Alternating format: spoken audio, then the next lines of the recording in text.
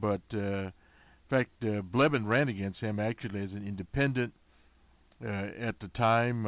Ran as an independent for governor once.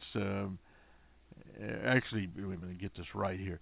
He actually ran against as an independent against Senator McConnell. And at that time, President Obama was running for his second term. And Blevin gave more or less happy talk there, attacked the Republicans because he was an independent. He was a Tea Party man. Well, now he's ridden the Tea Party, abandoned the independent thing, jumped on the Republican thing, and he is from either Connecticut or Rhode Island. Anyway, moved to Kentucky there, calls himself a born-again Christian. Before he was that, he was in the fund management operation. That's how he made his millions. And then he went into adopting kids of various ethnic groups. I think he has about 8 or 9 of them, or whatever, of all colors, races, etc., creeds. But beside that, he has been the man that has brought misery to the Commonwealth of Kentucky. I saw a lady that has flew across our Facebook page. Mackenzie Cantrell was there. She was elected, and congratulate her on being elected to the House there in the Commonwealth of Kentucky. But that is the future of Kentucky. Blevin will eventually end up in the trash can of history with McConnell. There's no doubt about that. Let us move on here to the Hill. Now there is, I suppose as one would call it, just a concern. The so-called Obamacare, and you'll hear there in our can a lady talking about her husband died, black lung, and a fellow that voted for Trump. She voted also for Trump. Now she's trying to sign up people for black lung. Now, one of the things that's happened is that the black lung provision is in the Affordable Care Act, or Obamacare, period. Now, this is from the Money magazine here. Just throw this in while we're on this on the 6th of June. It's written by Jackie Watlers.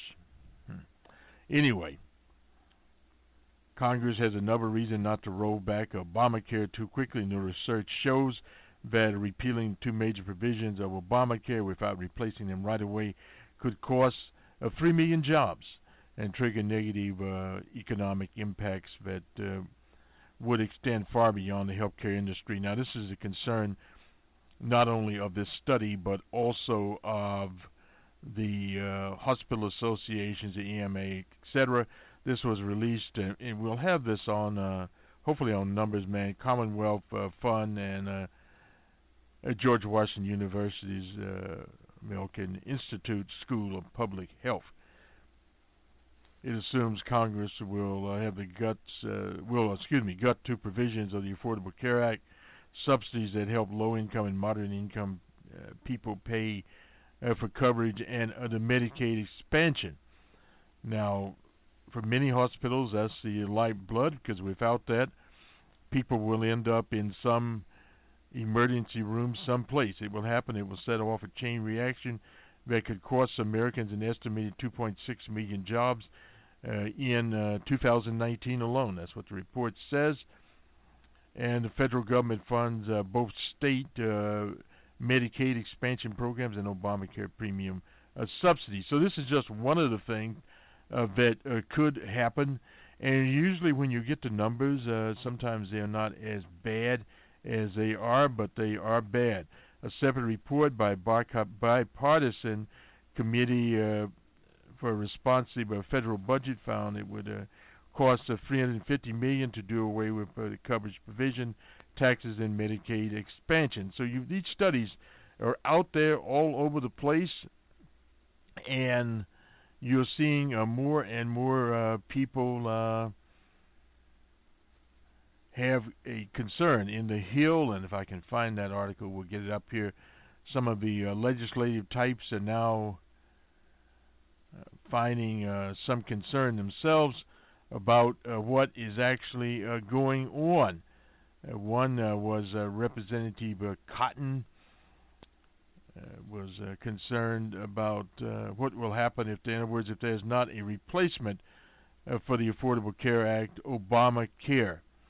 Let me quickly get this. I think that is on another station here. Facebook, we don't want to forget about Facebook. Now has somebody named Campbell Brown. She's a right-winger that used to be, I believe, with NBC.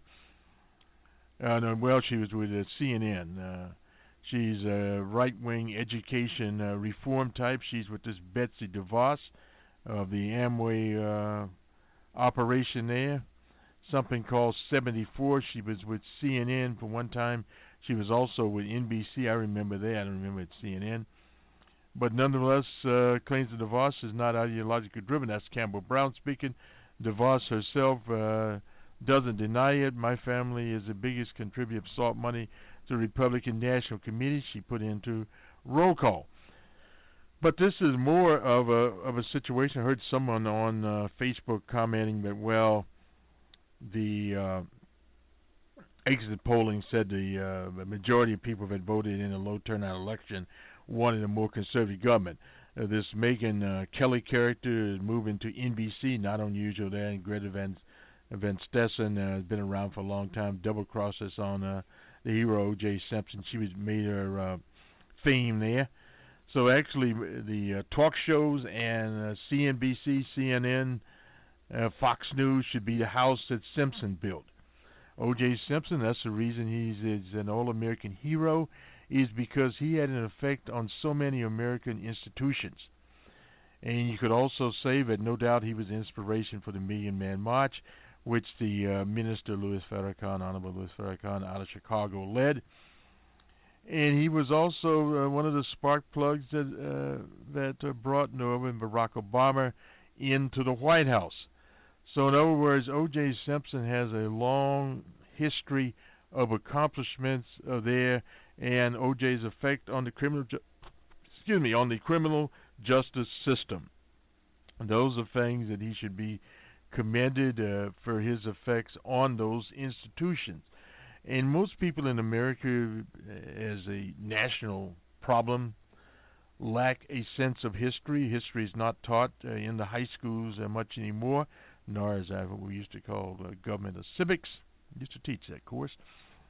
Anyway, we have those things going on, and in colleges, etc. So not a lot of literacy there. And in Texas, they were even trying to take Dr. King out of the history book and just started at the City on the Hill, or the Privy, by Reagan and company, and go forward. Now they're going to probably start it at G.W. Bush. So that's the kind of history you get that people honestly do not know from henceforth. They come up in the last a few years. So we get this sort of soap opera type coverage of what V.I. Putin is doing and what D.J. Trump is doing, whom is calling whom a targeter of the Democratic Party. Trump says the security there wasn't any good. I don't know how D.J. Trump knows. And at the same time, Poindexter, they were arguing about if he used password as his password. Well, it doesn't really matter. He wrote the letters, so now he's stuck with them. That we all know about, period. So those are some things we can just put it in our pipe and smoke it. We'll move on here to the sport of the day. We have to have, as they say, a little multi-operation here going on. Sport, culture in here. Don't have culture right now, but we have sports. Nonetheless, this is from ESPN. The probabilities charts show about the playoff games. Well, if we look at them, the Seahawks were 26-6 there, and if you look at the probabilities here, I dropped it. They were made 50% there, and by the third quarter, forget it. 100% went to Seattle. They won the game over the Tigers. Tigers got 6, and that was it. The Raiders and Houston. This game was played in Houston. That was, I guess, played actually in Oakland, wherever they're going to move the stadium to these days. Probabilities of winning 100%. Yeah, you couldn't make any money off that game if you wanted to. The game that turned quickly in an unlikely way as defense recorded his first ever career interception. This is Clowney. Anyway, which led to a Lamar Miller 4-yard touchdown, and it was all over before it was over, and the Texans move on with their quarterback Brock Osweiler performed there. And it was a closer game. It was 27-14. Remember what the over/under was? Anyway, they will travel to New England to face the Patriots. Our second-round seed, Kansas City, in the divisional round, pending the outcome, of course, of Sunday's game between the Steelers and the Dolphins. Steelers are a favorite in that particular game. This is in the AFC. And then, of course, let's see what else we have going on here. Well, the Raiders season, were 12-5 there, so they get a B- and so forth and so on. We'll have this on the Monday morning quarterback. Let's go to the NBA now. We've spoiled enough airtime on those two teams. Big games on Sunday. Will the Giants defeat the Packers in Lambeau Field? We have to root for the Giants. They give old Carla a bad day. But the Giants are not favored, so I guess you can take something in that and see where we end up. The Knickerbockers were at the Pacers in Indiana. Pacers won 123-109. The Pelicans were in Boston, 117-108. Celtics finally win one.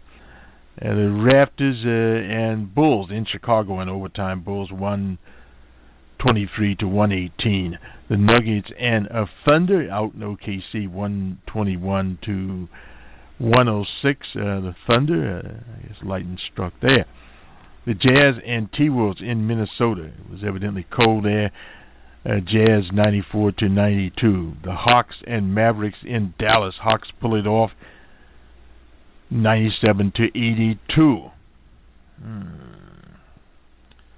The owner down there is probably not, Mark Cuban's probably not too happy. The Hornets and Spurs in San Antonio, where it was nice and warm, 102-85 Spurs. They were on, I suppose you'd say, fire. And the Pistons and Trailblazers was postponed.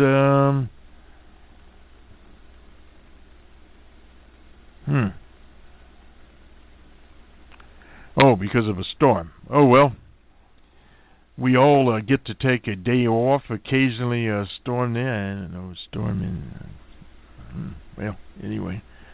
There was no doubt a storm. So if there was a storm, there was a storm.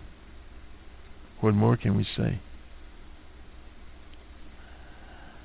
Let me see what else we got going here. No, this is back to Survey Monkey. We don't need to deal with Survey Monkey now. Angry union leaders. We looked at this. Working people down and out. This was in Frankfort, Kentucky. That is the capital there. We've already reported that one. And the union people are still angry. And they have very good reason to be angry. And here's this article out of the Hill. I thought we'd find it. Anguish grows in GOP over the repeal plan here. Pictures of Mr. Cotton. I guess he's not picking cotton. There's senator from the Commonwealth there, Mr. Rand Paul himself, and Susan Collins, who is an endangered species out of Maine. Concerns are growing among Republicans about moving forward with their plan to repeal Obamacare. Without putting forth a replacement at the same time, Republican congressional leaders are moving quickly, as they did in Frankfurt, to repeal the bill, but want to delay it when it takes effect. That would give them time to develop a new plan. But several Republican lawmakers across ideological spectrums, they call it, I wonder where that spectrum is, It would create uncertainty in the marketplace, no doubt about that. Some are pointing to DJ Trump